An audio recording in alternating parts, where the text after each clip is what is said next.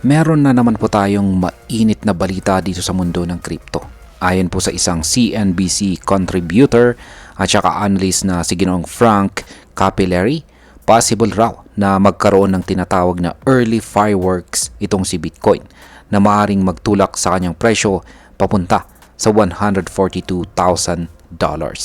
Kaya sa simpleng salita ay may nakita raw siyang bullish pattern na nagpapakita na malapit na raw pong sumabog pa itaas ang presyo ni Bitcoin. Pero teka lamang po. Ano nga ba ang ibig sabihin nito? Anong klaseng pattern ito? At totoo nga ba na pwede po tayong umasa sa ganitong rally? Kaya sa video na ito ay iisa-isahin po natin ang analysis, ang technical pattern, ang kasaysayan ni Bitcoin, pati na rin ang epekto nito para sa atin bilang mga Pinoy crypto traders at investors. Pero bago po tayo magpatuloy ay pakibasa na lamang po muna ang disclaimer dito sa ibaba ng ating screen. Yan, simulan po natin sa kung ano po ang nakita ni Ginoong Frank Capillary sa chart ni Bitcoin. Si Ginoong Frank Capillary ay isa po siyang kilalang technical analyst at siya din po ang founder ng CAP Thesis. Kamakailan lamang po nitong nakalipas po na July 2, 2025, ibinahagi niya ang kanyang observation tungkol kay Bitcoin. Ayon sa kanya ay may malinaw daw na inverse head and shoulder pattern sa weekly time frame ng chart ni Bitcoin. Kaya ayan po. Ayan, inverse head and shoulder. Ayan, weekly chart time frame po ito ni Bitcoin. Sa mundo ng technical analysis, ang inverse head and shoulders ay isang bullish o positibong pattern na karaniwang sinyales ng presyo ay malapit ng tumaas. Para itong baliktad na balikat at ulo. May kaliwang balikat, ulo sa gitna at kanang balikat. At kapag nabasag po ang tinatawag na neckline, madalas itong sinusundan ng matinding pagtaas ng presyo. Ngayon ay paano po nabuo ang bullish pattern na ito ni Bitcoin? Yan, para mas malinaw ay balikan po natin ang galaw ni Bitcoin nitong mga nakaraang buwan. Yung kanyang kaliwang balikat. Paano ba nabuo itong kaliwang balikat niya? Nabuo po ito mula po sa price action ni Bitcoin noong December 2024 hanggang January 2025. Umakyat po si Bitcoin sa presyo na $108,287 at bumaba po siya sa $89,200.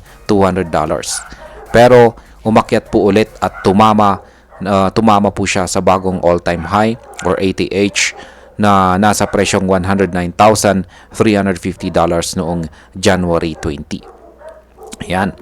Kaya yan po nabuo yung kanyang left shoulder or kaliwang balikat. Yung kanyang ulo naman or head ay nabuo naman noong April 7 kung saan ay bumagsak po si Bitcoin sa presyong $74,441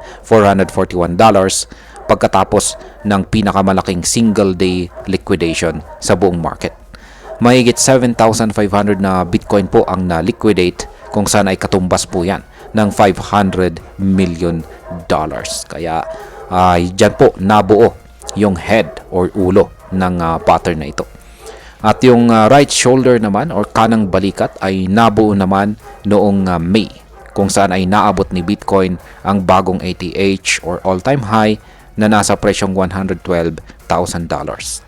Pero bumaba rin po siya sa presyong $98,330 nitong nakaraang buwan. So sa ngayon ay nakarecover na po ulit si Bitcoin at kasalukuyang nasa presyong $110,000. Kaya dyan po nabuo yung kanyang kanang balikat or right shoulder. Ngayon ay ano naman ang neckline at bakit po ito mahalaga? Ang neckline ay ang nagsisilbing resistance po or balakid sa pattern na ito. Yan po yung nasa ibabaw ng left, yung kanyang left shoulder, head at saka right shoulder. Yan yung diretsong horizontal line na yan. Ayon po kay Ginoong Capillary, kung mababasag ng tuluyan ang neckline ng pattern na ito, posibleng tumaas si Bitcoin ng 29% mula sa current price nito. Ibig pong sabihin, ang target price ay nasa $142,000. At base po sa nakaraan, ganito rin ang nangyari noong November hanggang December 2024, kung saan mula $68,750 sumabog po ang presyo ni Bitcoin pataas hanggang sa umabot ito sa presyong $108,287 matapos mabasag ang isang katulad din na bullish pattern. Kaya yan po yung previous na bullish pattern. Ayan, umangat nga siya. Ayan. Ngayon ay ano naman po ang papel ng global liquidity sa pagtaas ng presyo. Yan, pag-usapan naman po natin ang tungkol dito sa global liquidity fueling optimism. Hindi lamang po technical pattern ang dahilan kung bakit optimistic ang mga analyst. Isa pa sa mga tinitingnang dahilan ay ang global liquidity. Kamakailan lamang ay umabot na sa bagong all-time high ang global M2 money supply, kung saan ay nasa $55.48 trillion na. Sa simpleng paliwanag ay mas maraming pera po ang umiikot dito sa umiikot sa mundo ngayon. At kapag may sobrang pera, mas nagiging interesado ang mga tao sa risk asset tulad ni Bitcoin. May isa pang analyst na nagngangalang AK47 na nagsabi na ang ganitong liquidity ay nagpapakita ng mas mataas na appetite ng mga investors para sa crypto. Kaya sa kanyang analysis ay posibleng tumaas pa si Bitcoin ng halos 60% at umabot ng $175,000. Ngayon ay pag-usapan na po natin ang posibleng epekto nito para sa atin bilang mga Pinoy crypto traders at investors. Kung totoo po ang forecast na ito at tuluyang mabasag ni Bitcoin ang kanyang pattern, marami pong pwedeng mangyari para sa atin. Una ay magkakaroon po ng renewed confidence sa buong crypto market. Kapag si Bitcoin ay umangat, kadalasan ay sumasabay din ang iba pang mga altcoins. Pangalawa, mas malaking kita po ito para sa mga long-term holders.